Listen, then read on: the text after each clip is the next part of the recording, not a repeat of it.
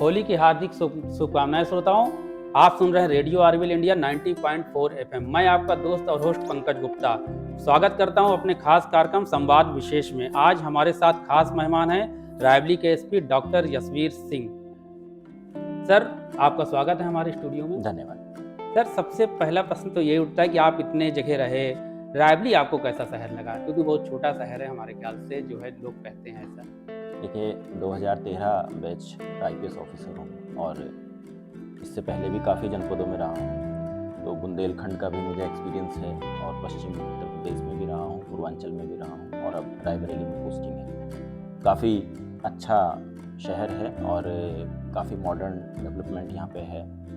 काफ़ी पुराना ज़िला है और सभी तरीके के लोग यहाँ पर हैं, सभी धार्मिक संप्रदाय जाति, कुल मिला के काफ़ी अच्छी पॉपुलेशन है। लगभग 40 लाख के लगभग यहाँ की पॉपुलेशन है और जो जोग्राफिकल एरिया है वो भी इस जनपद का ठीक ठाक है। 7 तहसीलें हैं, 20 के लगभग थाने हैं इसमें, तो काफ़ी अच्छा है। धन्यवाद सर, आपको रायबली हमारा अच्छा लगा। तो सर, एक सबसे महत्वपूर्ण प्रश्न है कि रायबली में जन सुनवाई पोर्टल को प्रथम स्थान मिला है। पुलिस ने जो भी कार्रवाइयाँ की, लोग उससे संतुष्ट हुए और प्रथम स्थान मिला है। तो ऐसा कौन सा आपने ट्रीटमेंट किया उन जो शिकायतें आ रही थी कि आज प्रथम स्थान मिला? क्या गाइडलाइन थी आपको? देखिए आईजीआरएस पोर्टल जो इंटीग्रेटेड ग्रीवांस रिड्रेसल सिस्टम के तहत जो बनाया गया है, इस पे कोई भी व्यक्ति अपने घर पे बैठ के या किसी साइबर सेंटर पे जाके अपने मोबाइल के माध्यम से अपनी किसी भी तरीके की शिकायत समस्या को डाल सकता है और उसको फिर किसी विभाग को, जो संबंधित विभाग होगा, उसके किसी अधिकारी को डिप्यूट किया जाएगा। उसमें जांच करके 7 दिवस, 15 दिवस, 30 दिवस में उसको रिपोर्ट लगाना होता है। तो इस पोर्टल पे हम लोगों को महाजनपरी की जो रैंकिंग है उसमें प्रथम स्थान मिला है। अन्य जनपदों को भी इसमें कई जनपदों को साथ में प्रथम स्थान मिला है। इसमें जो शासन की गाइडलाइन है और डीजीपी मुख्यालय की गाइडलाइन है उसके अनुसार हमने उसमें लोगों की सुनवाई की और जो जिस तरीके से लोग अपनी समस्या इसमें डालते हैं उसमें निर्देश ये हुआ है कि थाना लेवल से जो दरोगा या इंस्पेक्टर या सीओ जो भी डिप्यूट होते हैं इसमें, वो कम से कम उस व्यक्ति से जो पीड़ित है उससे बात करें और प्रतिपक्ष से भी बात करें और मौका मुआयना करके जो गुणवत्तापूर्वक रिपोर्ट है उसको प्रेषित करें। गुणवत्तापूर्वक रिपोर्ट प्रेषित करने से निस्तारण होता है, लोगों का फीडबैक भी अच्छा जाता है, संतुष्टि का प्रतिशत बढ़ता है, जिस वजह से रैंक भी अच्छा आता है। सर, जो शिकायतें आई हैं पोर्टल के माध्यम से, उसमें कॉमन किस प्रकार की शिकायतें रही हैं आपने देखा? देखिए जो मेन समस्या है लोगों की, पहले जो समस्या होती थी कि एफआईआर दर्ज नहीं हो रहा, वो अब समस्या काफ़ी हद तक कंट्रोल हो गई है। अब इस तरीके कोई समस्या नहीं है, लेकिन अब एफआईआर के बाद जो गिरफ्तारी वाली समस्या है लोगों की कि कोई कार्रवाई नहीं हो रही है और हमारी एफआईआर हो गई थी किंतु प्रतिपक्ष जो है खुलेआम घूम रहा है, उसकी गिरफ्तारी नहीं हो रही। ये वाली समस्या है काफ़ी, जिसमें माननीय सुप्रीम कोर्ट के जो आदेश हैं, उनके आदेश निर्देशों का अनुपालन करते हैं और यदि 7 साल से नीचे का कोई अपराध है जिसमें 7 साल से कम की सज़ा है, उसमें डायरेक्ट गिरफ्तारी का अधिकार पुलिस को नहीं है।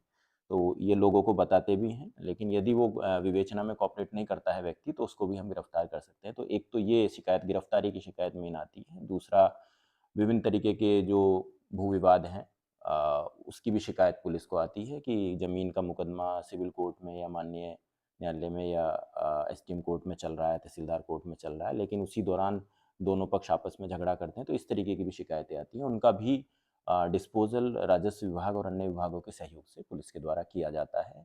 बाकी जो मारपीट की घटनाएं हैं और जो आपस में नाली का विवाद और पड़ोसी के झगड़े, इस तरीके के भी बहुत सारे विवाद, एक्सीडेंट की काफ़ी सूचनाएं पुलिस को मिलती हैं इस पे, तो हर तरीके की सूचना इसमें डाली जाती है।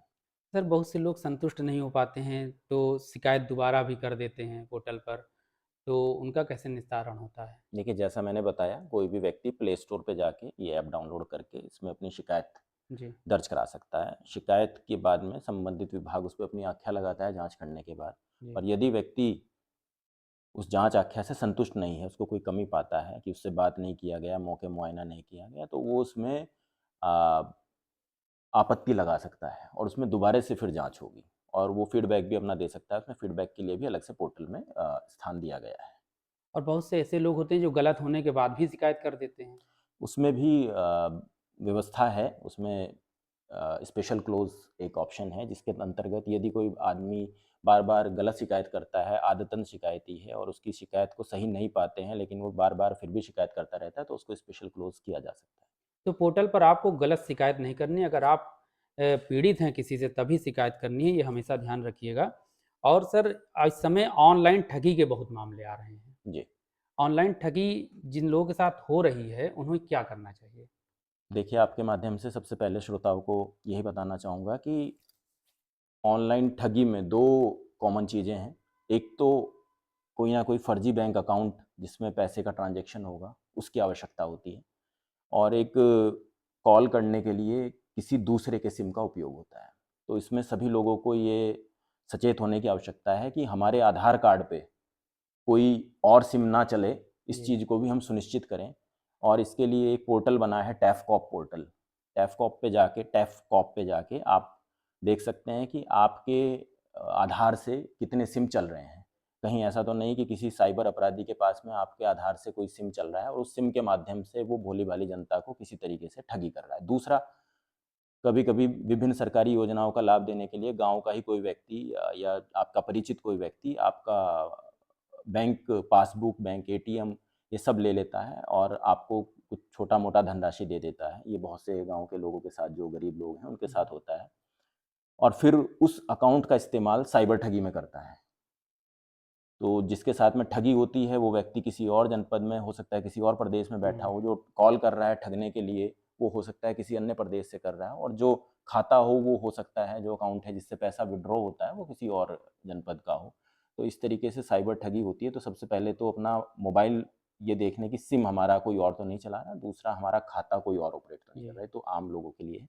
बाकी साइबर ठगी से बचने के लिए सबसे पहले जैसे 1930 1930 हेल्पलाइन नंबर है साइबर ठगी से बचने के लिए। इसमें आप तत्काल यदि साइबर ठगी का शिकार होते हैं, तत्काल इस पे कॉल कर सकते हैं। तो जो ऑनलाइन ट्रांज़ैक्शन फ्रॉड हुआ है आपके साथ में, वो उसमें बहुत हद तक रुक जाता है, वापस भी आ जाता है पुलिस के माध्यम से। 48 घंटे का समय यदि बीत जाता है, तो आपके पास में ऑप्शन है www.cyberpolice.gov.in का उसमें पोर्टल है। तो उसमें भी आप जाके अपना कंप्लेंट दर्ज कर सकते हैं और वो जो सस्पेक्टेड मोबाइल नंबर है, जो फ्रॉड बैंक अकाउंट है, तमाम चीज़ें उसमें दर्ज की जा सकती हैं और उसके माध्यम से वो ट्रेस होगा और जिस भी जनपद में होगा उसकी रिकवरी की जाएगी और साइबर थाना पुलिस जो साइबर थाना हर जनपद में बना है, वो भी उसमें एक्टिव होके आगे कार्रवाई करेगा। तो साइबर ठगी से बचने के लिए आप जागरूक रहें, अभी जो है सर ने आपको बताया। और सर एक और एक्ट है 2013 में जो बनाया गया है, सेक्सुअल हैरेसमेंट वर्कप्लेस एक्ट 2013, जिसमें महिलाओं के शोषण को रोकने के लिए समितियाँ बनाई जाएँगी हर विभाग में, ऐसा जो है गवर्नमेंट का जो है गाइडलाइन है। तो सर क्या पुलिस को भी ऐसे कोई निर्देश दिए गए हैं कि इसको वॉच करें वो, कि समितियाँ बन रही हैं या नहीं बन रही हैं? देखिए, सभी विभागों में इस तरीके की समिति बनाई गई है, जिसको आईसीसी इंटरनल हुँ, कंप्लेंट कमेटी विशाखा गाइडलाइन के अंतर्गत जो माननीय सुप्रीम कोर्ट के द्वारा 1997 में पारित की गई थी और उसके बाद ही POSH act prevention of sexual harassment at work places जी, 2013 में एग्जिस्टेंस में आया और इसके अंतर्गत हर विभाग में एक इंटरनल कंप्लेंट कमेटी बनेगी जिसकी मुखिया प्रमुख रूप से महिला होगी, एक उसमें एनजीओ का सदस्य होगा, विभागीय अन्य लोग भी हो सकते हैं और यदि किसी महिला के साथ में वर्क प्लेस पे जहाँ पे वो जॉब करती है किसी भी तरीके की, चाहे वो हॉस्पिटल है, स्कूल है, चाहे पुलिस विभाग है, अन्य विभाग हैं, अगर उसके साथ में किसी भी तरीके का सेक्सुअल हरासमेंट या उसको कोई परेशान करता है, छूता है, सेक्सुअल फेवर माँगता है या किस उसकी इच्छा के विरुद्ध उसको कोई वीडियो कंटेंट दिखाता है, ये सब उसी कैटेगरी में आते हैं या कोई प्रेशराइज़ करता है, तो वो इस कमेटी को कंप्लेन कर सकती है। कमेटी इसमें अपनी इंटरनल जाँच करेगी, जाँच रिपोर्ट सौंपेगी और जाँच रिपोर्ट में यदि इस तरीके के आरोप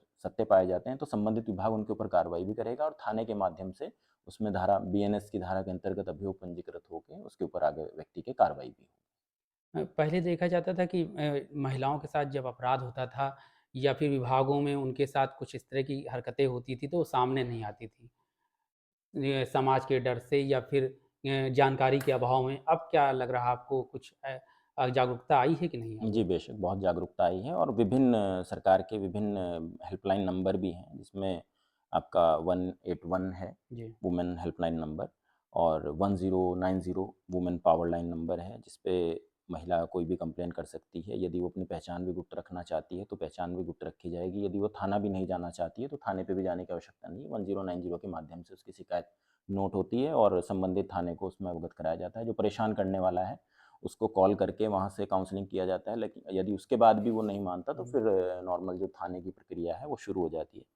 इसके अलावा यूपी 112 के माध्यम से जो पुलिस का नंबर है, यूपी 100 होता था पहले, अब 112 हो गया, उसके माध्यम से भी वो कंप्लेंट कर सकते हैं। तो काफ़ी महिलाएँ जो इस तरीके से पीड़ित, परेशान थी, जो अपनी बात नहीं कह पाती थी, अब इन विभिन्न माध्यमों से और जो पहले बताया था आईजीआरएस पोर्टल के माध्यम से 1076 सीएम हेल्पलाइन नंबर, इन तमाम माध्यम से वो अपनी शिकायत दर्ज करा सकते हैं।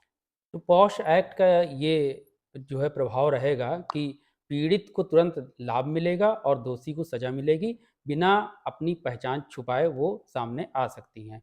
पुलिस की मदद ले सकती हैं। सर 2 दिन बाद होली है, होली को लेकर किस तरह के निर्देश जारी किए गए हैं सुरक्षा को लेकर या फिर अन्य यातायात को लेकर? देखिए, जो शासन की मंशा है, शासन की गाइडलाइन है और पुलिस हेडक्वार्टर की गाइडलाइन है, उसी के अनुसार हम लोगों ने भी अपने निर्देश इसमें जारी किए हैं, जो हम लोगों की ऊपर से ब्रीफिंग की गई है, जो मीटिंग के माध्यम से और जो डायरेक्शंस आए हैं, भली-भाँति सभी टीम को अपने नीचे जो अधीनस्थ हैं, उनको अवगत करा दिया गया है और उनके द्वारा जो आम जनमानस है, शांति समिति की बैठक करके थाना और सीओ सर्किल लेवल पे, एसडीएम साहब के लेवल पे सब अवगत करा दिया गया है और बहुत ही सौहार्दपूर्ण वातावरण अभी तक जनपद का है। किसी भी तरीके का कोई तनाव अभी तक किसी भी त्योहार में नहीं हुआ है और पूरी उम्मीद है कि किसी भी तरीके का आगे तनाव इस होली के पवित्र त्योहार में या रमज़ान के पवित्र त्योहार में नहीं होगा। सर बहुत-बहुत धन्यवाद। आपके माध्यम से हमारे श्रोताओं को इतनी अच्छी-अच्छी जानकारियाँ मिली कि वो अपने को सुरक्षित रह सकते हैं और समाज की भी मदद कर सकते हैं। रेडियो आरबीएल इंडिया 90.4 एफएम में आपने अपना समय दिया, इसके लिए बहुत-बहुत धन्यवाद। धन्यवाद जी।